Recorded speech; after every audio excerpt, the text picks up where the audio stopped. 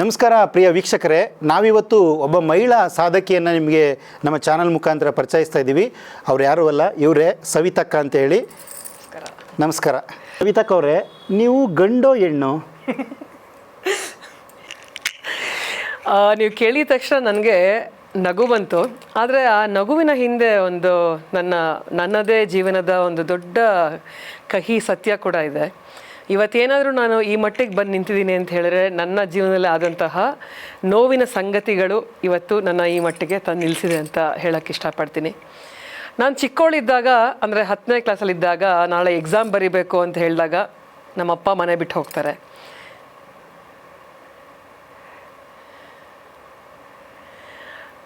ಹಾಗೆ ನಾನು second PUC ಬಂದಾಗ ನಮ್ಮ ಅಣ್ಣ, ಅವನು ಸೆಕೆಂಡ್ ಇಯರ್ ಮೆಡಿಕಲ್ ಓದ್ತಾ ಇರ್ತಾನೆ, ತುಂಬ ಒಳ್ಳೆ ಸ್ಟೂಡೆಂಟ್ ಆಗಿರ್ತಾನೆ. ಅವನು ಇಸ್ಕಾನಿಗೆ ಸೇರಿಕೊಳ್ತಾನೆ.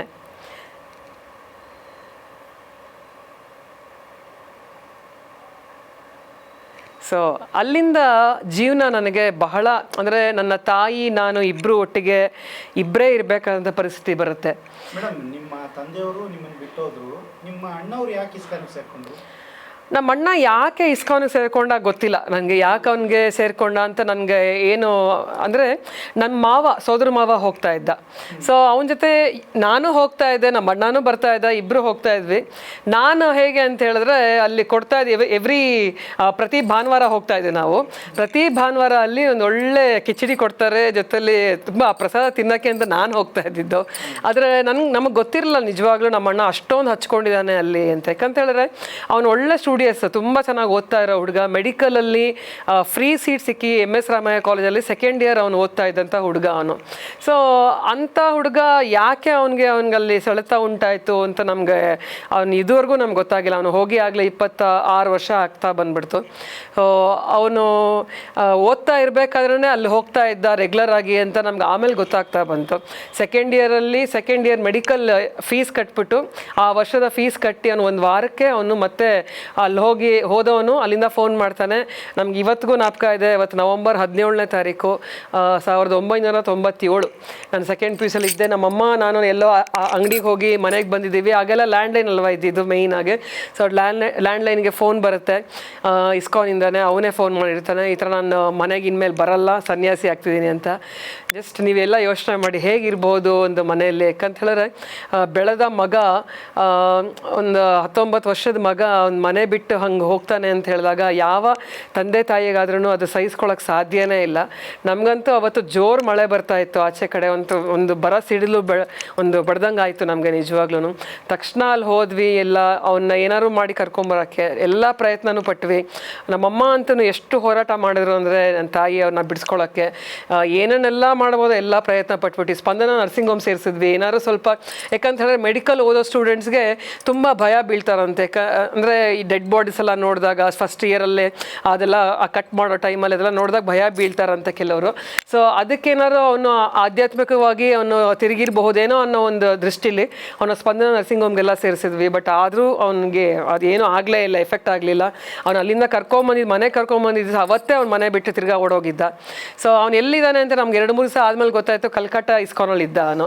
ಸೊ ನಾವು ಅಲ್ಲಿಂದ ಅವನ್ನ ವಾಪಸ್ ಮತ್ತೆ ನಮ್ಮ ಸೋದರ ಮಾವ, ನಮ್ಮ ಚಿಕ್ಕಪ್ಪ ಎಲ್ಲ ಹೋಗಿ ಅವನ್ನ ಒಂದು ಟ್ರೈನಲ್ಲಿ ವಿತ್ ಪೊಲೀಸ್ ಸಪೋರ್ಟ್ ಕೊಟ್ಕೊಂಡು ಕರ್ಕೊಂಬಂದಾಗ ಮನೆಗೆ ಬಂದಾಗ ಡೈರೆಕ್ಟ್ ಅವನ್ನ ಕೋರ್ಟಲ್ಲಿ ಪ್ರೊಡ್ಯೂಸ್ ಮಾಡಿದ್ವಿ. ಅಂದರೆ ಆ ಮಟ್ಟಿಗೆ ಅಲ್ಲಿ ಕಂಪ್ಲೇಂಟ್ ಎಲ್ಲ ಆಗ್ಬಿಟ್ಟು ಎಲ್ಲ ಕೋರ್ಟಿಗೆಲ್ಲ ಪ್ರೊಡ್ಯೂಸ್ ಮಾಡಿ ಅಲ್ಲಿ ಕೋರ್ಟಲ್ಲಿ ಹೇಳೇ ಬಿಟ್ಟ, ನನಗೆ ತಂದೆ ತಾಯಿ ಯಾರೂ ಬೇಡ, ನನಗೆ ಮಿಕ್ಕಿದೆಲ್ಲ ಏನು ಹೇಳ್ತಾರೆ ಈ ಜಗತ್ತಿಗಿನ್ನ ನನ್ನ ಕೃಷ್ಣನ ಜಗತ್ತು ತುಂಬ ಇಷ್ಟ, ನಾನು ಅಲ್ಲೇ ಇರ್ತೀನಿ ಅಂತ ಹೇಳಿಬಿಟ್ಟು. ಅಂದರೆ ಅವ್ನಿಗೆ 18 ವರ್ಷ ಆಗೋಗಿತ್ತಲ್ಲ, ಅಲ್ಲಿ ಜಡ್ಜ್ ಕೂಡ ಅದೇ ಹೇಳಿದ್ರು, ಯಾವ ಕೇಸು ನಾನು ಇದುವರೆಗೂ ತಾಯಿ ಬೇಡ ಅಂತ ಹೇಳಿರೋದು ನೋಡೇ ಇರಲಿಲ್ಲ. ಇದೇ ಮೊದಲ ಕೇಸು ನನ್ನ ತಾಯಿ ಬೇಡ ಅಂತ ಹೇಳ್ತಾ ಇರೋದು ನೋಡ್ತಾ ಇರೋದು. ಭಾಳ ದುಃಖ ಆಗುತ್ತೆ. ಬಟ್ ಅವನು 18 ವರ್ಷ ಆಗಿರೋದನ್ನ ನಾವೇನೂ ಮಾಡೋಕ್ಕಾಗೋದಿಲ್ಲ, ಅವ್ನಿಗೆ ಎಲ್ಲಿ ಇಷ್ಟ ಇರುತ್ತೋ ಅಲ್ಲಿ ಬಿಡಬೇಕಾಗತ್ತೆ ಅಂತ ಹೇಳಿದ್ರು. ಸೊ ಅಲ್ಲಿವರೆಗೂ ನಮ್ಮಮ್ಮ ಒಂದು ಹೆಚ್ಚು ಕಡಿಮೆ ಒಂದು 3-4 ತಿಂಗಳ ಒಂದು ಹೋರಾಟ ಇದು. ಅವನು ಮನೆ ಬಿಟ್ಟು ಹೋದ್ಮೇಲೆ, ಅವ್ನು ಇಸ್ಕಾನ್ಗೆ ಸೇರ್ಕೊಂಡ್ಮೇಲೆ, ಅಂದರೆ ಹೇಗೆಲ್ಲ ಅವ್ರು ಬ್ರೈನ್ ವಾಶ್ ಮಾಡಿರ್ತಾರೆ ಅಂತ, ಯಾವ ಮಟ್ಟಿಗೆ ಮಾಡಿರ್ತಾರೆ ಅಂದರೆ ಆ ಮಕ್ಕಳನ್ನ, ಅಲ್ಲಿರೋವಂಥ ಎಲ್ಲ ಡಿವೋಟೀಸು ಏನು ಅಲ್ಲಿ ಒಂದು ಒಳ್ಳೊಳ್ಳೆ ಸ್ಥಾನದಲ್ಲಿ ಏನೇನು ಇದಾರಲ್ಲ ಇವತ್ತು ಇಸ್ಕಾನಲ್ಲಿ ಡಿವೋಟೀಸು, ಅವರೆಲ್ಲ ಚೆನ್ನಾಗಿ ಓದಿರೋರೆ. IITಲಿ ಓದಿರ್ತಾರೆ, ಇಂಜಿನಿಯರ್ ಮಾಡಿರ್ತಾರೆ, MTech ಮಾಡಿರ್ತಾರೆ, ಮೆಡಿಕಲ್ ಓದಿರ್ತಾರೆ. ಇಂಥ ಒಳ್ಳೊಳ್ಳೆ ಓದಿರೋ ಮಕ್ಕಳನ್ನ ಯಾಕೆ ಇವ್ರು ತಗೊಳ್ತಾರೋ ನಮಗಂತೂ ಗೊತ್ತಿಲ್ಲ.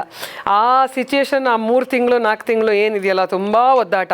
ಯಾಕಂತ ಹೇಳಿದ್ರೆ ನಾನು 10th ಇದ್ದಾಗ 2 ವರ್ಷದ ಹಿಂದೆ ನಮ್ಮ ತಂದೆ ಮನೆ ಬಿಟ್ಟು ಹೋಗಿದ್ರು. ಸೊ ಆ ಸಮಯದಲ್ಲಿ ನಿಜವಾಗ್ಲೂ ನಮಗೆ ಒಂದು ನೈತಿಕವಾಗಿ ಒಂದು ಮಾರಲ್ ಸಪೋರ್ಟ್ ಬೇಕಾಗಿತ್ತು. ನನಗಾಗಲಿ ನಮ್ಮ ತಾಯಿಗಾಗಲಿ. ಅಮ್ಮ ಗೌರ್ಮೆಂಟ್ ಎಂಪ್ಲಾಯ್ ಆಗಿದ್ಕೊಂಡು ಎಷ್ಟು ಹೋರಾಟ ಮಾಡಿದ್ರು ಅಂದರೆ ಅವನ್ನ ಬಿಡಿಸ್ಕೊಳ್ಳೋಕ್ಕೆ ಏನು ಮಾಡಿದ್ರು ಆಗಲೇ ಇಲ್ಲ. ಕೊನೆಗೆ ಅವನ ಪಾಡಿಗೆ ಅವನು ಇಸ್ಕಾನಲ್ಲಿ ಇದ್ದಾನೆ, ಈಗಲೂ ಇದ್ದಾನೆ. ಈಗಲೂ ಅವನು ಮಥುರಾ ಇಸ್ಕಾನಲ್ಲಿ ಅವನು ವೈಸ್ ಪ್ರೆಸಿಡೆಂಟ್ ಆಗಿದ್ದಾನೆ. ಸೊ ಅವನ ಜೀವನ ಅಂದರೆ ಅವನ ಪಾಡಿಗೆ ಅವ್ನು ನಡೀತಾ ಇದೆ ಅಷ್ಟೇ. ಅಲ್ಲಿಗೆ ಅವನು ಅಂದರೆ ಅವ್ನು ಬರ್ತಾನೆ ಹೋಗ್ತಾನೆ, ಮಾತಾಡ್ಸ್ಕೊಂಡು ಹೋಗ್ತಾನೆ ಹೊರತು ಪಾಪ ನಮ್ಮ ತಂದೆ ತಾಯಿ ಎಷ್ಟು ಕಷ್ಟಪಟ್ಟು ಅವನಿಗೆ ಒಂದು ಅಂದರೆ ಇವಾಗ ಒಂದು ತಂದೆ ತಾಯಿ ಮಕ್ಕಳಿಗೆ ಏನನ್ನೆಲ್ಲ ನಾವು ಕಷ್ಟಪಟ್ಟು ಮಾಡಿರ್ತೀವಿ. ಒಂದು ಕೈಗೆ ಬಂದ ಮಗ ಹೊರಟೋಗ್ಬಿಟ್ರೆ ಎಷ್ಟೆಲ್ಲ ದುಃಖ ಆಗತ್ತಲ್ಲ, ಆ ದುಃಖ ಹೇಳ್ಕೊಳಕ್ಕೆ ಖಂಡಿತ ಆಗೋದೇ ಇಲ್ಲ. ಆ ಸಿಚುಯೇಷನ್ ಇರ್ಬೋದು. ನಮ್ಮ ತಂದೆ ಹೋದಾಗ ಆದಂತಹ ಒಂದು ಘಟನೆ. ನನ್ನ ತಂದೆ ಒಂದು ಅಂಡರ್ಸ್ಟ್ಯಾಂಡಿಂಗ್ ಇರಲಿಲ್ಲ. ನನ್ನ ತಾಯಿಗೂ ಮತ್ತು ನನ್ನ ತಂದೆಗೂ ಅಂಡರ್ಸ್ಟ್ಯಾಂಡಿಂಗ್ ಇರಲಿಲ್ಲ. ನನ್ನ ತಂದೆಗೆ ನಮ್ಮಮ್ಮ ಹಾಡೋದೇ ಇಷ್ಟ ಇರಲಿಲ್ಲ. ಸೊ ಒಂದು ಮೇಯ್ನ್ ಕಾರಣ ಅದೇನೆ, ನನ್ನ ತಾಯಿ ಹಾಡೋದು ಇಷ್ಟ ಇರಲಿಲ್ಲ ಅವ್ರಿಗೆ. ಸೊ ಅಲ್ಲಿಂದ ನನಗೆ ಗೊತ್ತಾಗ್ತಿರ್ಲಿಲ್ಲ. ಆಗ ಚಿಕ್ಕವರಿದ್ದಾಗ ಸಿಕ್ಕಾಪಟ್ಟೆ ಜಗಳ ಆಗ್ತಾ ಇತ್ತು ನಮ್ಮ ಮನೇಲಿ. ಹೌದು, ಅಮ್ಮ ಗೌರ್ಮೆಂಟ್ ಎಂಪ್ಲಾಯ್ ಆಗಿದ್ಕೊಂಡು ಅವ್ರು ಹಾಡ್ತಾ ಇದ್ರು. ಒಂದು ಚಿಕ್ಕ ಪುಟ್ಟ ಕಾರ್ಯಕ್ರಮಗಳೆಲ್ಲ ಸಾಕಷ್ಟು ಕೊಟ್ಟಿದ್ದಾರೆ ಅವರು, ಅವಾಗಿಂದ ಕೊಡ್ತಾ ಬಂದಿದ್ದಾರೆ ಅವರು. ಸೊ ಇವತ್ತು ನಾನೇನಾದ್ರು ಒಬ್ಬ ಗಾಯಕಿ ಆಗಿದ್ದೀನಿ, ಇಲ್ಲಿ ಕೂತ್ಕೊಂಡು ಮಾತಾಡ್ತಿದ್ದೀನಿ ಅಂತ ಹೇಳಿದ್ರೆ ನಮ್ಮಮ್ಮನ ಅದಕ್ಕೆ ಮುಖ್ಯ ಕಾರಣ. ಮನೇಲಿ ಹಾಡ್ತಾ ಇದ್ರು. ಸೊ ಅವರಿಂದ ನನಗೆ ಬಂತು. ನಮ್ಮ ಅಣ್ಣ ಕೂಡ ಹಾಡ್ತಾನೆ, ತುಂಬ ಚೆನ್ನಾಗಿ ಹಾಡ್ತಾನೆ ಅವನನ್ನು. ಸೊ ಚಿಕ್ಕವರು ಇದ್ದಾಗ ಎಲ್ಲ ನಾವು ತುಂಬ ಕಾಂಪಿಟೇಷನ್ಸ್ಗೆ ಒಟ್ಟಿಗೆ ಹೋಗ್ತಾ ಇದ್ವಿ. ನಂಗೆ ಚೆನ್ನಾಗಿ ಜ್ಞಾಪಕ ಇದೆ ಇವಾಗ್ಲೂ. ಆಮೇಲೆ ಇಬ್ಬರು ಒಟ್ಟಿಗೆ ವೀಣೆ ನುಡಿಸ್ತಾ ಇದ್ವಿ. ನಮ್ಮ ಅಣ್ಣ ನಾನು ಇಬ್ಬರು ವೀಣೆ ನುಡಿಸ್ತಾ ಇದ್ವಿ. ಸೊ ಇವತ್ತಿಗೂ ನಮ್ಮ ಮನೇಲಿ ನಮ್ಮ ತಾಯಿ ಮನೇಲಿ ವೀಣೆ ಇದೆ. ಆ 2 ವೀಣೆಗಳು ಇವತ್ತಿಗೂ ಇದೆ. ಸೊ ಅಂದರೆ ಚಿಕ್ಕವರಿಂದಾಗ್ಲಿಂದ ತುಂಬ ಒಂದು ಚಟುವಟಿಕೆಗಳಲ್ಲಿ ನಮ್ಮನ್ನು ನಾವು ತೊಡಸ್ಕೊಂಡಿರ್ತಿದ್ವಿ. ಅಂದರೆ ಅಮ್ಮ ಅಷ್ಟು ಆ್ಯಕ್ಟಿವ್ ಆಗಿ ಇಡ್ತಾ ಇದ್ರು ನಮ್ಮನ್ನು. ಯಾವುದೇ ಕಾಂಪಿಟೇಷನ್ಸ್ ಆದ್ರೂ ಕರ್ಕೊಂಡು ಹೋಗೋರು ಹಾಡೋದಕ್ಕೆ. ಪ್ರೈಸ್ ಬರುತ್ತೋ ಬಿಡುತ್ತೋ ಬಟ್ ಪಾರ್ಟಿಸಿಪೇಟ್ ಮಾಡ್ಬೇಕು ನೀವು ಅಂತ ಹೇಳ್ಬಿಟ್ಟು. ಸೊ ಅವರ ಒಂದು ಪ್ರೋತ್ಸಾಹದಿಂದ ಇವತ್ತು ಈ ಮಟ್ಟಕ್ಕೆ ನಾನು ಬೆಳೆದಿರೋದಂತ ಹೇಳ್ಕೊಳಕ್ಕೆ ಇಷ್ಟಪಡ್ತೀನಿ. ನನ್ನ ತಂದೆ ತಾಯಿಗೆ ಆದಂತಹ ಏನು ಮಿಸ್ಅಂಡರ್ಸ್ಟ್ಯಾಂಡಿಂಗ್ ನಮ್ಗೆ ಗೊತ್ತಿಲ್ಲ ಯಾವ ಮಟ್ಟಕ್ಕೆ ಇರುತ್ತೋ. ನಾವು ಯಾಕಂದ್ರೆ ತುಂಬ ಚಿಕ್ಕವ್ರು ಅವಾಗ. ಅಂದರೆ ನಮ್ಮ ತಂದೆ ಮನೆ ಬಿಟ್ಟು ಹೋದಾಗ ನನಗೆ 15 ವರ್ಷ. ಸೊ ಮನೇಲಿ ಯಾವಾಗಲೂ ಜಗಳ ಆಗ್ತಾ ಇತ್ತಲ್ಲ. ನಮ್ಗೆ ಜಗಳ ಆಗ್ತಾ ಇದ್ದಾಗ ನಮ್ಗೆ ಏನು ಅನಿಸ್ತಾ ಇತ್ತು ಅಂತ ಹೇಳಿದ್ರೆ, ನಮ್ಮ ಅಪ್ಪ ಜೋರಾಗಿರ್ತಿತ್ತಲ್ಲ, ವಾಯ್ಸ್ ಆಗಲಿ ಅವ್ರ ನಡವಳಿಕೆ ಆಗಲಿ, ನನ್ನ ತಾಯಿಗೆ ಹೊಡಿಯೋದು ಎಲ್ಲ ಮಾಡೋರು. ನನಗೆ ಅವಾಗ ಏನಿಸ್ತದೆ, ನಮ್ಮ ತಂದೆ ಇಲ್ಲದೇ ಇದ್ರೆ ಚೆನ್ನಾಗಿರುತ್ತೇನೋ ಅಂತ ನನಗೆ ಅನಿಸ್ತಾ ಇತ್ತು. ಸೊ ಅಂದರೆ ನಮ್ಮ ತಂದೆ ಇದ್ದರೂ ಒಂದೇ ಬಿಟ್ಟರು ಒಂದು ಏನಕ್ಕೆ ಬೇಕು ಇಂಥ ತಂದೆ ಅನ್ನೋ ಮಟ್ಟಕ್ಕೆ ನನಗೆ ಅನಿಸಿತ್ತು ಆ ಟೈಮಲ್ಲಿ. ಅವ್ರು ಹೋದಾಗ ನಾನು ನಿಜ ಹೇಳಬೇಕು ಅಂದರೆ ನನಗೇನೂ ಅನಿಸ್ಲಿಲ್ಲ, ಯಾವ ಕಣ್ಣೀರು ಬರಲಿಲ್ಲ. ಯಾಕಂತ ಹೇಳಿದ್ರೆ ನಾನು ದಿನ ಅಳ್ತಾ ಇದ್ವಲ್ಲ ನಮ್ಮ ಮನೇಲಿ. ಸೊ ಅವರು ಒಬ್ಬ ಹೈಸ್ಕೂಲ್ ಟೀಚರ್ ಇದಾಗಿ ಹೆಡ್ ಮಾಸ್ಟರ್ ಆಗಿ ಅವ್ರು ಹೀಗೆಲ್ಲ ನಡ್ಕೊಳ್ತಾ ಇದ್ದು ನಮ್ಗೆ ನಿಜವಾಗ್ಲೂ ಒಂಥರ ನಮ್ಗೆ ಆ ವಯಸ್ಸಲ್ಲಿ ಯಾವ ಸರಿ ಯಾವ ತಪ್ಪು ಅದನ್ನೆಲ್ಲ ಇದು ಮಾಡೋಕ್ಕೆ ನಮಗೆ ಗೊತ್ತಾಗ್ತಿರ್ಲಿಲ್ಲ. ನಮಗೇನಂದರೆ ಮನೆಯಲ್ಲಿ ಒಂದು ಈ ನೆಗೆಟಿವ್ ವಾತಾವರಣ ನಡೀತಾ ಇದೆಯಲ್ಲ ಅನ್ನೋದೇ ಒಂದು ಇರ್ತಿತ್ತು. ನಮ್ಮ ತಂದೆ ತಾಯಿ ಜಗಳ ಮಾಡಬೇಕಾದ್ರೆ ನಾನು ಹೋಗಿ ಬಿಡಿಸ್ತಿದ್ದೆ ಹೊರತು, ಅಂದರೆ ಅಂದರೆ ನಂಗೆ ಅಷ್ಟು ಧೈರ್ಯ ನಿಜ ಹೇಳಬೇಕು ಅಂದ್ರೆ ಆ ಚಿಕ್ಕ ವಯಸ್ಸಿಂದನೂ ಬಿಡಿಸ್ತಿದ್ದೆ. ಬಟ್ ನಮ್ಮ ಅಣ್ಣ ಕೂತ್ಕೊಂಡು ಓದೋನು ರೂಮಲ್ಲಿ. ಅವನು ಎಷ್ಟೇ ಜಗಳ ಮಾಡಿದ್ರು ಏನೇ ಮಾಡಿದ್ರು ಆಚೆ ಬರ್ತಿರ್ಲಿಲ್ಲ. ಸೊ ನಾನು ಹೋಗಿ ಮಾತಾಡ್ತಿದ್ದೆ, ದೊಡ್ಡವ್ರ ಥರ ಮಧ್ಯೆ ಹೋಗ್ಬಿಡ್ತಿದ್ದೆ. ನನಗೆ ಇವತ್ತು ಚೆನ್ನಾಗಿ ಜ್ಞಾಪಕ ಇದೆ, ನಾನು ಹೊಡ್ಸ್ಕೊಂಡಿದ್ದೀನಿ ಎಷ್ಟೋ ಆ ಸಮಯದಲ್ಲಿ. ಸೊ ನಮ್ಗೆ ಆ ಒಂದು 10ನೇ ಕ್ಲಾಸಲ್ಲಿ ಹೋದಾಗ ನನಗೇನು ಅನಿಸ್ಲಿಲ್ಲ. ಬಟ್ ನಮ್ಮ ಅಣ್ಣ ಹೋದಾಗ ಮಾತ್ರ ತುಂಬ ಕುಗ್ಗದಂಗೆ ಆಯಿತು. ಜೀವನ ಏನಪ್ಪ ಇಷ್ಟೇನಾ, ತಂದೆ ಇಲ್ಲ, ಅಣ್ಣ ಇಲ್ಲ, ಇವಾಗ ಹೆಂಗೆ ನೆಕ್ಸ್ಟ್ ಏನು ಅನ್ನೋದು ಒಂಥರ ಕ್ವೆಶನ್ ಮಾರ್ಕ್ ಯಾರಿಗಾದ್ರೂ ಅಷ್ಟೇ. ಯಾಕಂತ ಹೇಳಿದ್ರೆ ನನ್ನ ತಂದೆ ಹೋದಾಗ ನನಗೆ ಏನೂ ಅನಿಸ್ಲಿಲ್ಲ, ನಾನು ಹೇಳಿದ್ನಲ್ಲ. ಬಟ್ ನಮ್ಮ ಅಣ್ಣ ಹೋದಾಗ ಮಾತ್ರ ನನಗೆ ದುಃಖಕ್ಕಿನ್ನ ಸಿಕ್ಕಾಪಟ್ಟೆ ಕೋಪ ಬಂತು. ಅಂದರೆ ಇವನು ಒಂದು ಜವಾಬ್ದಾರಿ ತಗೊಳ್ಳೋದೆ. ಈಗ ನನ್ನ ತಂದೆ ಹೋಗಾಯ್ತಪ್ಪ, ಈಗ ನೆಕ್ಸ್ಟ್ ನನಗೆ ದೊಡ್ಡವರು, ಈಗ ಅಮ್ಮ ಆದಮೇಲೆ ಅವನೇ ಅಲ್ವಾ, ಒಂದು ಗಂಡು ಮಗು ಆಗಿ ಅವ್ನು ನಿಂತ್ಕೊಂಡು ನಾವು ನೋಡ್ಕೋಬೇಕಾಗಿತ್ತು, ಒಂದು ಮಾರಲ್ ಸಪೋರ್ಟ್ ಆಗಿರಬೇಕಾಗಿತ್ತಲ್ವ. ಇವನು ಯಾಕೆ ಎಷ್ಟು ಸ್ವಾರ್ಥಿ ಆಗ್ಬಿಟ್ನಲ್ಲ ನಮ್ಮಣ್ಣ, ಅವನ ಜೀವನ ಅವನ ನೋಡ್ಕೊಂಡು ಹೋಗ್ಬಿಟ್ನಲ್ಲ ಅಂತ ನನಗೆ ಭಾಳ ಸಿಕ್ಕಾಪಟ್ಟೆ ನನಗೆ ಇವತ್ತಿಗೂ ಆ ಸಿಟ್ಟಿದೆ ಅವನ ಮೇಲೆ. ಆ ಅಂದರೆ ಆ ಏಜಲ್ಲಿ ಅಂತೂ ನಮ್ಗೆ ಹೆಂಗೆ ಅನ್ಸುತ್ತೆ ಅಂತ ಹೇಳಿದ್ರೆ, ಒಂದು ವಯಸ್ಸು ನಮ್ದು 15 ವರ್ಷ ಅಂತ ಹೇಳಿದ್ರೆ ಏನು ಗೊತ್ತಿರುತ್ತೆ, ಏನು ಗೊತ್ತಿರಲ್ಲ, ಏನು ಬೇಕಾದ್ರೂ ಮಾಡ್ಕೋಬೋದು ನಾವು. ಆದರೆ ಆ ಒಂದು ಛಲ ನನಗೆ ಅಲ್ಲಿಂದ ಹುಟ್ಕೊಳ್ತು. ಇಲ್ಲ ಬದುಕಿದ್ರೆ ಹಿಂಗಿರ್ಬೇಕಷ್ಟೆ, ಯಾರಾದರೂ ಹೋಗ್ಕೊಳ್ಳಿ, ನಾವು ಹಿಂಗಿರ್ಬೇಕು ಅನ್ನೋದು ನಂಗೆ ಆ ಛಲ ಹುಟ್ಕೊಳ್ತು. ನಿಜ ಹೇಳಬೇಕು ಅಂತ ಹೇಳಿದ್ರೆ ನಾನು ಒಂಥರ ಚಿಕ್ಕವಳಿದ್ದಾಗ್ಲಿಂದ ಒಂಥರ ಗಂಡು ಮಕ್ಳ ಥರನೇ ನಾನು. ಎಲ್ಲ ಬೀದಿಲಿ ಆಡ್ತಾ ಇದ್ದೆ, ಲಗೋರಿ ಆಡ್ತಾ ಇದ್ದೆ, ಕ್ರಿಕೆಟ್ ಆಡಿದ್ದೀನಿ, ಗಿಲ್ಲಿ ದಂಡು ಆಡಿದ್ದೀನಿ, ಎಲ್ಲ ಆಡ್ತಾ ಇದ್ದೆ. ಅವಾಗಿಂದನೂ ಜೋರೇ ಒಂಥರ. ಆದರೆ ಈ ಒಂದು ಪೆಟ್ಟುಗಳೇನು ಹೇಳುತ್ತೆ, ಏನಾಗುತ್ತೆ ಅಂದರೆ ಜೀವನದಲ್ಲಿ ಒಂದು ಹೆಣ್ಮಗುಗೆ ಬಿದ್ದಾಗ ತಾನಾಗೆ ಅದು ಇಲ್ಲ ಸೂಸೈಡ್ ಮಾಡ್ಕೊಂಡ್ಬಿಡ್ಬೇಕು, ಇಲ್ಲ ಮನೆ ಬಿಟ್ಟು ಓಡೋಗ್ಬಿಡ್ಬೇಕು, ಇಲ್ಲ ಯಾವುದೋ ಒಂದು ಕೆಟ್ಟ ದಾರಿ ಹಿಡಿಬೇಕು, ಇಲ್ಲ ಛಲವಾಗಿ ಬದುಕಬೇಕು. ಸೊ ನನಗೆ ಆಯ್ಕೆ ಬಂದಿದ್ದು ಇಷ್ಟೇ, ಛಲವಾಗಿ ಬದುಕಬೇಕು. ಯಾಕಂದರೆ ನನ್ನ ತಾಯಿ ಅಷ್ಟರ ಮಟ್ಟಿಗೆ ನನ್ನನ್ನು ಸ್ವಾಭಿಮಾನಿಯಾಗಿ ಬದುಕಬೇಕು ಅಂತ ತೋರಿಸ್ಕೊಟ್ಟವಳು. ಅಮ್ಮ ಅಷ್ಟೆಲ್ಲ ಆದ್ರೂ ಎಷ್ಟು ಯಾಕಂದರೆ ಅಮ್ಮಂಗೆ ಇವಾಗ ಗೌರ್ಮೆಂಟ್ ಎಂಪ್ಲಾಯ್ ಇಲ್ಲ ಅಂದರೆ ನಾನು ಬೀದಿಗೆ ಬರ್ತಾಯಿದ್ವಿ ನಿಜವಾಗ್ಲೂ. ಆದರೆ ಅಮ್ಮ ಎಷ್ಟು ಕಷ್ಟಪಟ್ಟಿದ್ದಾರೆ ಅಂತ ಹೇಳಿದ್ರೆ, ಇಲ್ಲ ಹಿಂಗೆ ಇರಬೇಕು, ಅಲ್ಲೇ ಹೋಗಬೇಕು, ಇಲ್ಲೇ ಬರಬೇಕು, ತುಂಬ ಅದನ್ನೆಲ್ಲ ನಾನು ಅವ್ರನ್ನ ನೋಡಿ ಕಲ್ತಿದ್ದು. ಆಮೇಲೆ ಒಂದು ಹಂತಕ್ಕೆ ಬರ್ತಾ ಗೊತ್ತಾಯ್ತು, ಇಲ್ಲಪ್ಪ ಪ್ರಪಂಚ ಹಿಂಗಿದೆ, ಹಂಗಲ್ಲ, ಒಂದು ಮಟ್ಟಿಗೆ ತಿಳ್ಕೊಳ್ತಾ ಬಂದೆ ನಾನು. ಸೊ ಏನಾದ್ರು ಒಂದು ಸಾಧನೆ ಮಾಡಿ ಹೋಗ್ಬೇಕಲ್ವ ಜೀವನದಲ್ಲಿ ಅನ್ನೋದು ನನಗೆ ತಲೆಗೆ ಬಂದ್ಬಿಡ್ತು. ಅಟ್ ಎನಿ ಕಾಸ್ಟ್ ಯಾವುದೇ ಕಾರಣಕ್ಕೂ ನಾನು ಅಮ್ಮನ ಬಿಟ್ಟು ಹೋಗಬಾರ್ದು ಅನ್ನೋದು ಫಸ್ಟ್ ನನ್ನ ತಲೆಯಲ್ಲಿ ಇತ್ತು ನನಗೆ. ಸೊ ತುಂಬ ಒಂದು ಅಮ್ಮನ ಕಳ್ಕೊಂಡು ಈಗ ನಾನು 3 ವರ್ಷ ಆಯಿತು ಆಗಲೇ. ಕೋವಿಡ್ ಟೈಮಲ್ಲಿ ನಾನು ಅಮ್ಮನ ಕಳ್ಕೊಂಡಿದ್ದು. ಸೊ ಅದು ಅಲ್ಲಿ ತನಕ ಒಂದು ನಿಯರ್ಲಿ ಒಂದು 15ನೇ ವರ್ಷದಿಂದ ನಾನು 40 ವರ್ಷದ ತನಕನೂ ಅಮ್ಮನ ಜೊತೆನೇ ನಾನು ಇದ್ದೆ. 25 ವರ್ಷಗಳು ಅವ್ರ ಜೊತೆ ನಾನು ಆ ಎಲ್ಲ ಕಷ್ಟ ಸುಖಗಳನ್ನು ನೋಡಿದ್ದೀವಿ ಇಬ್ಬರೂ.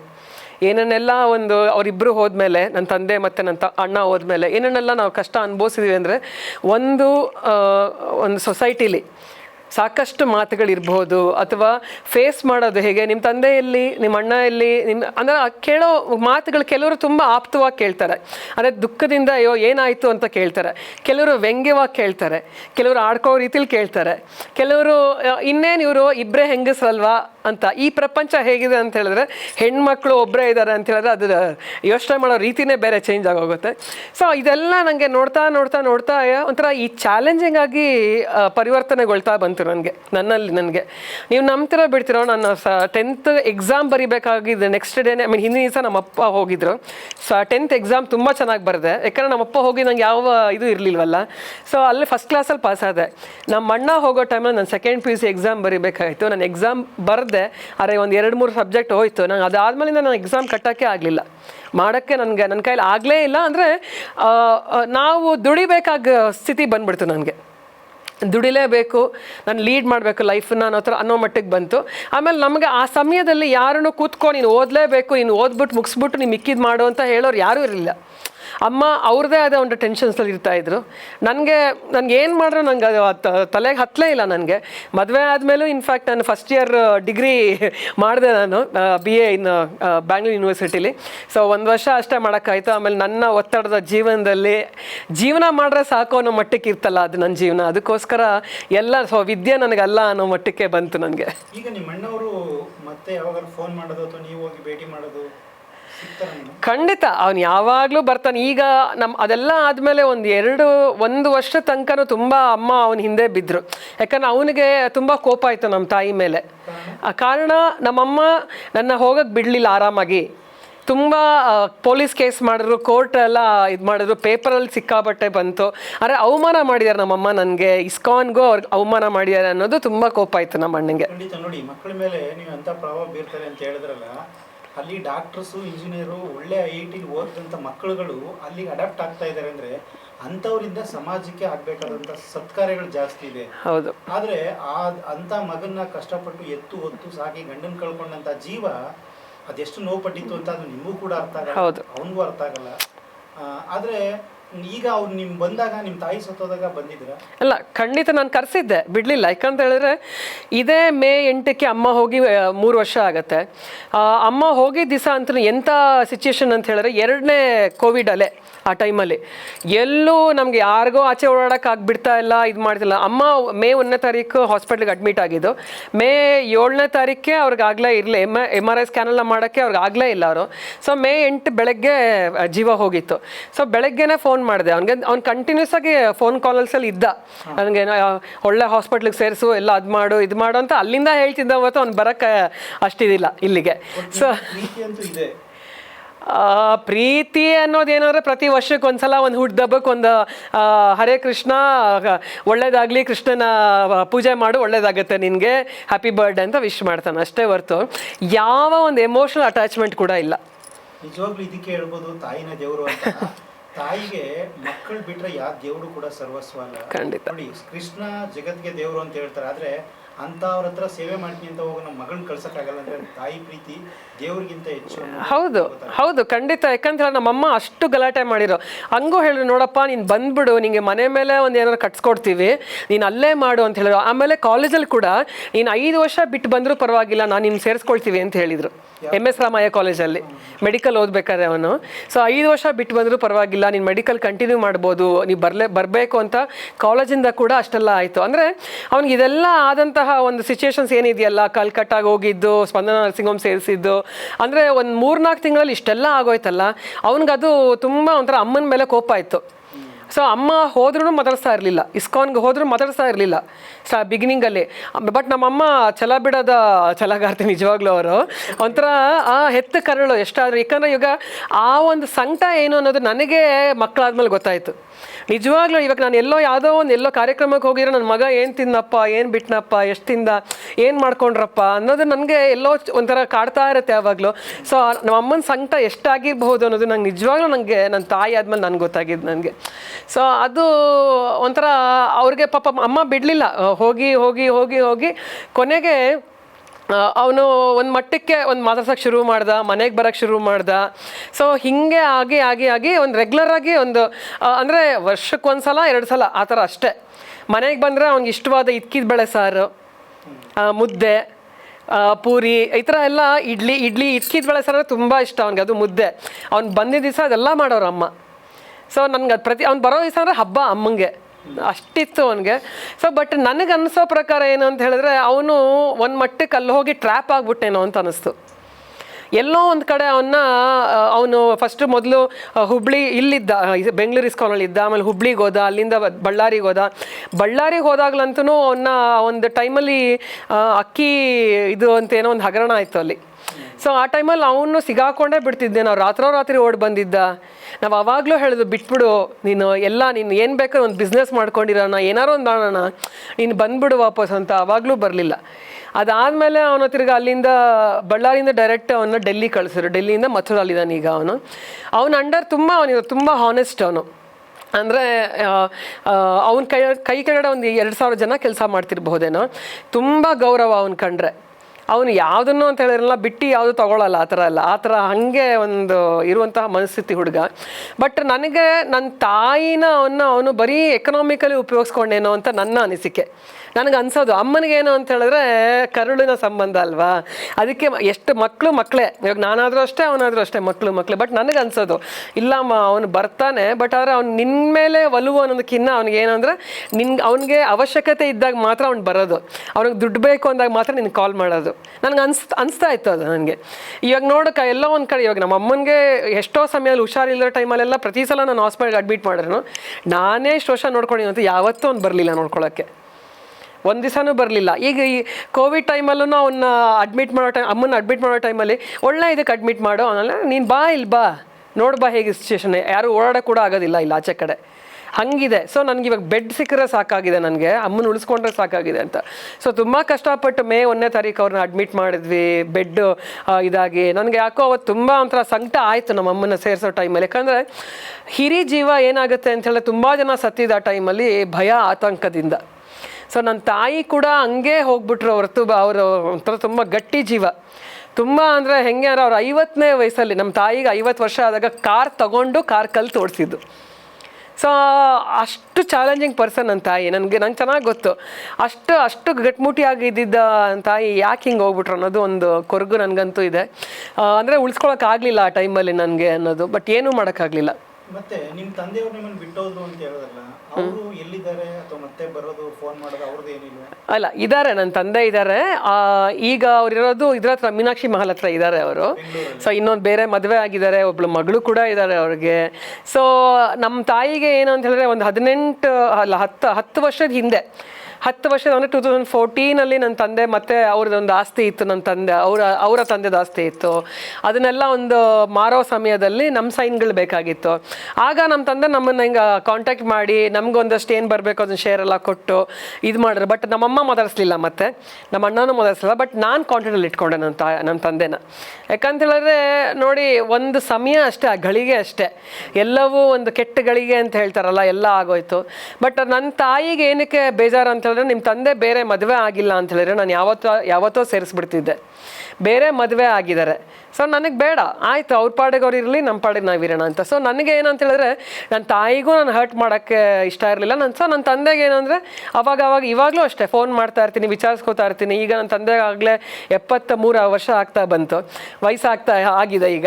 ಸೊ ಕರೆಸಿದ್ದೆ ನಾನು, ಅದೇ ಹೇಳ್ತೀನಿ, ನೀವು ಹೇಳಿರಲ್ಲ ಗಂಡ ಹೆಣ್ಣು ಅಂತ. ನಾನು ಒಬ್ಬ ಗಂಡ ಮಗವಾಗಿ ನಿಂತ್ಕೊಂಡು ನನ್ನ ತಂದೆನೂ ಕರೆಸ್ದೆ, ನಮ್ಮ ಅಣ್ಣನೂ ಕರೆಸ್ದೆ. ಬರೋ ತನಕ ಬಿಡಲಿಲ್ಲ. ನಾನು ಹೇಳಿದೆ, ನೀವಿಬ್ಬರು ಬರೋ ತನಕ ನಾನು ಕೋಲ್ಡ್ ಕೇಸಲ್ಲಿ ಇಡ್ತೀನಿ, ಅದೆಷ್ಟಾದರೂ ಆದರೂ ಪರವಾಗಿಲ್ಲ ಅಂತ ಹೇಳಿದೆ.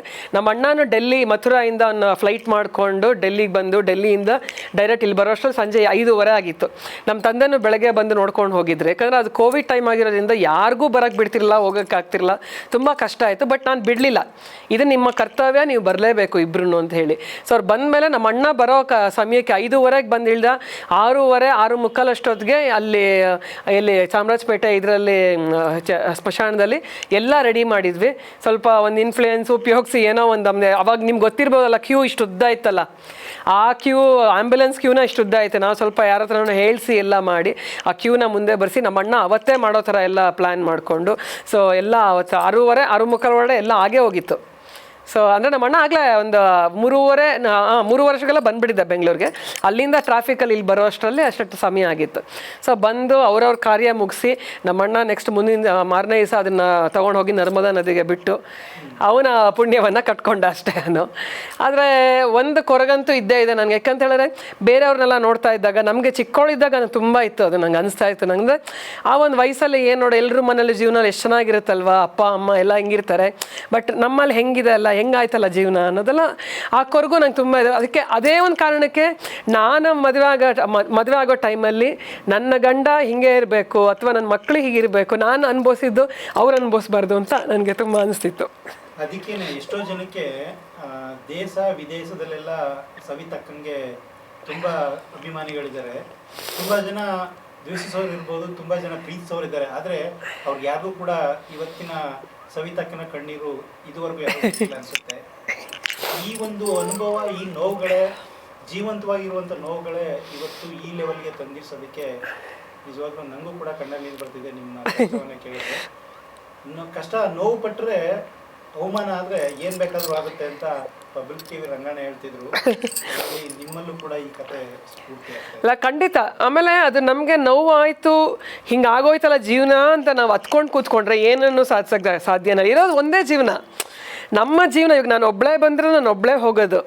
ಆದರೆ ಜೊತೆಲಿ ಬಂದಿರೋ ಆ ಒಂದು ದುಃಖವನ್ನು ನಾವು ಹೊತ್ಕೊಳ್ತೀವಿ ಅಥವಾ ಸುಖವನ್ನು ಹೊತ್ಕೊಳ್ತೀವೋ ಹೊರತು ನಾವು ಮಿಕ್ಕಿದೆಲ್ಲವೂ ನಾವೇನು ಸಾಧನೆ ಮಾಡಿ ಹೋಗ್ತೀವೋ, ನಾವೇನು ಹೆಸರು ಬಿಟ್ಟು ಹೋಗ್ತೀವೋ ಅದೊಂದೇ ಶಾಶ್ವತ ಅಲ್ವಾ? ಸೊ ಅದೊಂದೇ ನನಗೆ ಅನಿಸಿದ್ದು. ಯಾಕಂತ ಹೇಳಿದ್ರೆ ಇಷ್ಟು ಹುಟ್ಟಿದ್ದೀವಿ, ಇಷ್ಟೆಲ್ಲ ಮಾಡಿದ್ದೀವಿ. ನನ್ನ ತಾಯಿ ಇಷ್ಟೆಲ್ಲ ಛಲಗಾತಿ ಆಗಿರ್ಬೇಕಾದ್ರೆ ನನಗೆ ಮಾಡೋಕ್ಕೇನು ಕಷ್ಟ ಅಲ್ವಾ? ಸೊ ಅದೆಲ್ಲ ಅವ್ರನ್ನ ನೋಡಿ ಆಮೇಲೆ ಪ್ರಪಂಚ ಒಂದಷ್ಟು ಇದನ್ನು ನೋಡಿ ನಾನು ಕಲ್ತಿದ್ದು, ಆ ಒಂದು ಧೈರ್ಯ ಬಂದಿದ್ದು, ಆ ಧೈರ್ಯವಾಗಿ ಹಂಗಿರಬೇಕು ಅಂತೆಲ್ಲ ಅನಿಸಿದ್ದು ನನಗೆ. ಆಮೇಲೆ ಒಂಥರ ನಾನು ಈ ಗಾಳಿ ಹಡದಲ್ಲಿ ತೂರಿಕೊಳ್ಳಯ್ಯ ಅಂತ ಅಂಬಿಗರ ಚೌಡಯ್ಯ ಅವರ ಒಂದು ವಚನ ಇದೆ. ಆ ಥರ ನಾನು ಜೀವನ ಹೇಗೆ ಬಂತೋ ಹಾಗೆ ಸ್ವೀಕಾರ ಮಾಡಿದ್ದೀನಿ. ನನಗೆ ಇದು ಬೇಕು ಅದು ಬೇಕು ಅಂತ ಯಾವತ್ತೂ ಅಂದ್ಕೊಂಡೋಳಲ್ಲ ನಾನು. ಈಗಿನ ಪರಿಸ್ಥಿತಿಲಿ ಒಂದು ಮಟ್ಟಕ್ಕೆ ಒಂದು ಡೊಳ ಆದಮೇಲೆ ಒಂದು ಮಟ್ಟಕ್ಕೆ ನನ್ನದೇ ಆದ ಒಂದು ಎಕನಾಮಿಕಲಿ ನಾನು ಸ್ಟ್ರಾಂಗ್ ಆದಮೇಲೆ ನಂಗೆ ಏನು ಬೇಕೋ ಅದು ತಗೊಳ್ಳೋ ಮಟ್ಟಕ್ಕೆ ನಾನು ಆದಮೇಲೆ ಇದು ಬೇಕಪ್ಪ ನನಗೆ, ಆದರೆ ಅದೇ ಬೇಕು ಅಂತ ಹಠ ಮಾಡಿದವಳು ಯಾವತ್ತೂ ಅಲ್ಲ ನಾನು. ಸೊ ಜೀವನ ಹಿಂಗೆ ಬಂದಿದೆ. ಇವತ್ತು ಹೆಂಗೆ ಮಾಡೋದು? ಇವತ್ತು 100 ರೂಪಾಯಿ ಇದೆ, 100 ರೂಪಾಯಿ ಹೆಂಗೆ ಜೀವನ ಮಾಡೋದು ಮಟ್ಟಕ್ಕೆಲ್ಲ ನಾನು ತಿಳ್ಕೊಂಡೆ. ಇವತ್ತು ಹೆಸರು, ಹಣ ಎಲ್ಲವನ್ನು ಸಂಪಾದನೆ ಮಾಡಿರುವಂಥ ಸವಿತಕ್ಕನ ಜೀವನದಲ್ಲಿ ಅವ್ರಿರೋರ್ಗೂ ಕೂಡ ಈ ನೋವು ಸದಾ ಹಸಿರಾಗಿ ಅವ್ರನ್ನ ಕಾಡ್ತಾ ಇರ್ತದೆ, ಯಾರೂ ಗೊತ್ತಿಲ್ಲ. ಹೌದು, ವೇದಿಕೆ ಮೇಲೆ 100 ಜನ 1000 ಜನ ಕುಣಿಸ್ಬೋದು, ಆದರೆ ಕುಣಿಸೋ ಜೀವದೊಳಗಡೆ ಇಷ್ಟೊಂದು ಕುಣಿತ ಒಳಗಡೆ ನೋವಿದೆ ಅಂತ ಯಾರು ಗೊತ್ತೇ ಇರಲಿಲ್ಲ. ನಿಜವಾಗ್ಲೂ ನಿಮ್ಮನ್ನು ಫಾಲೋ ಮಾಡುವಂಥ, ಅಭಿಮಾನಿಸುವಂಥವ್ರಿಗೆ ನಿಜವಾಗ್ಲೂ ಈ ಸ್ಟೋರಿ ನೋಡಿದ್ರೆ ನಿಜವಾಗ್ಲೂ ಕೂಡ ಕರಳು ಕಿತ್ತು ಬರುತ್ತೆ. ಯಾವುದೇ ಹೆಣ್ಮಕ್ಳಿಗೆ ಬರದೇ ಇರಲಿ, ನೀವು ಒಂದು ನೊಂದಂಥ ಹೆಣ್ಮಕ್ಳಿಗೆ ನಿಜವಾಗ್ಲೂ ಸ್ಫೂರ್ತಿ ಆಗ್ತೀರಿ. ಇಲ್ಲ, ನನಗೆ ಚಿಕ್ಕವಳಿದ್ದಾಗ ನನಗೆ ಸ್ವಲ್ಪ ತುಂಬ ಇಂಟ್ರೋವರ್ಟ್ ಅಂತ ಹೇಳ್ತಾರಲ್ಲ, ಒಂಥರ ನನಗೆ ಹೇಳ್ಕೊಳಕ್ಕೆ ನನಗೆ ಒಂಥರ ಬೇಜಾರು ಅನ್ಸೋದು ನನ್ನ ಜೀವನನ. ಅಂದರೆ ಯಾರ ಹತ್ರನೂ ಹೇಳ್ಕೊಳಕ್ಕೆ ಒಂದು ಮುಜುಗರ ಅನ್ಸೋದು ನನಗೆ, ಎಂಬ್ರಾಸಿಂಗ್ ಅಂತ ಹೇಳ್ತಾರಲ್ಲ ಆ ಥರ ಅನ್ಸೋದು. ಬಟ್ ಈಗ ನನಗೆಲ್ಲರೂ ಒಂದು ಕಡೆ ಒಂದು ಅತಿಥಿಯಾಗಿ ಕರೀತಾರಲ್ಲ, ಅದು ಕಾಲೇಜ್ಗಳಲ್ಲಿ ಹೋದಾಗ ಫಸ್ಟ್ ನಾನು ಹೇಳೋದು ಇದೇನೆ, ಜೀವನ ಹೀಗೆಲ್ಲ ಎಲ್ಲರಿಗೂ ಸುಗಮವಾಗಿರೋದಿಲ್ಲ.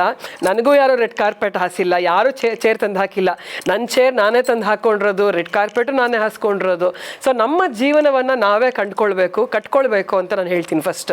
ಯಾಕಂತ ಹೇಳಿದ್ರೆ ಇವಾಗ ನಾನು ಸೆಕೆಂಡ್ PUC ಎಕ್ಸಾಮ್ ಬರಲಿಲ್ಲ, ವಿಜಯ ಕಾಲೇಜ್ ನಾನು ಓದಿದ್ದು, ನಾನು ಸೆಕೆಂಡ್ PUC ಎಕ್ಸಾಮ್ ಬರಲಿಲ್ಲ. ಆದರೆ ನನ್ನ ಸಾಧನೆ ಏನು ಅಂತ ಹೇಳಿದ್ರೆ, ನನ್ನ ಮಗ ಅದೇ ವಿಜಯ ಕಾಲೇಜಲ್ಲಿ ಫಸ್ಟ್ PUC ಸೇರ್ಕೊಂಡಾಗ ಅವನ ಇನಾಗ್ರೇಷನ್ ಪ್ರೋಗ್ರಾಮ್ಗೆ ನಾನೇ ಅತಿಥಿಯಾಗಿ ಕೂತಿದ್ದೀನಿ ಅಲ್ಲಿ. ಸೊ ಇದು ನನ್ನ ಸಾಧನೆ ಅಂತ ಹೇಳಕ್ಕೆ ಇಷ್ಟಪಡ್ತೀನಿ. ಯಾಕಂತ ಹೇಳಿದ್ರೆ ಅಲ್ಲೆಲ್ಲೋ ಸೋತ್ರೆ, ವಿದ್ಯಾಭ್ಯಾಸದಲ್ಲಿ ಎಲ್ಲೋ ಸೋತ್ರೆ ಅಂತ ಅಂದ್ಕೊಂಡು ಜೀವನದಲ್ಲಿ ಸೋಲ್ಬಾರ್ದು. ಜೀವನವನ್ನು ಕಟ್ಕೊಳ್ಳೋದು ನಮ್ಮ ಕೈಯಲ್ಲೇ ಇರೋದು ಅಂತ ನಾನು ಹೇಳಕ್ಕೆ ಇಷ್ಟಪಡ್ತೀನಿ. ಅದನ್ನು ಪ್ರತಿ ಸಲ ಹೋದಾಗಲೂ ಪ್ರತಿ ಕಡೆನೇ ಅದೇ ನಾನು ಎಸ್ಪೆಷಲಿ ಹೆಣ್ಮಕ್ಳಿಗೆ ಹೇಳ್ತಾ ಇರ್ತೀನಿ, ತುಂಬ ನೀವು ಮಾನಸಿಕವಾಗಿ ಸದೃಢರಾಗಿರಬೇಕು. ಏನೇ ಬರಲಿ ಏನೇ ಹೋಗಲಿ, ನೀವೆಷ್ಟು ಜೀವನದಲ್ಲಿ ಇಷ್ಟೆಲ್ಲ ನಡೆದಂಥ ಘಟನೆಗಳೇನಿದೆಯಲ್ಲ, ಅದು ನನ್ನ ಜೀವನ ಪರ್ಯಂತ ನಾನು ಇರೋವರೆಗೂ, ನಾನು ಉಸಿರಿರೋವರೆಗೂ ಕಾಡ್ತಾನೆ ಇರುತ್ತೆ. ಈ ನೋವು ನನ್ನ ಬಿಡೋದಿಲ್ಲ. ಈ ನೋವೇ, ನನ್ನ ಅಂತರಾಳದ ನೋವೇ ನನ್ನನ್ನು ಇವತ್ತು ಈ ಮಟ್ಟಕ್ಕೆ ಏನಾದರೂ ಒಂದು ಸಾಧನೆ ಮಾಡಬೇಕು ಅನ್ನೋದಕ್ಕೆ ಛಲ ತಂದುಕೊಟ್ಟು ನಿಲ್ಲಿಸಿದೆ. ಇವತ್ತು ಈ ಮಟ್ಟಿಗೆ ಬಂದು ನಿಲ್ತಿದ್ದೀನಿ ಅಂತ ಹೇಳಕ್ಕೆ ಇಷ್ಟಪಡ್ತೀನಿ. ಟಾಕ್ಸ್ ವಿತ್ ಯು ಲೈಕ್ ಮಾಡಿ, ಶೇರ್ ಮಾಡಿ, ಸಬ್ಸ್ಕ್ರೈಬ್ ಮಾಡಿ. Thank you.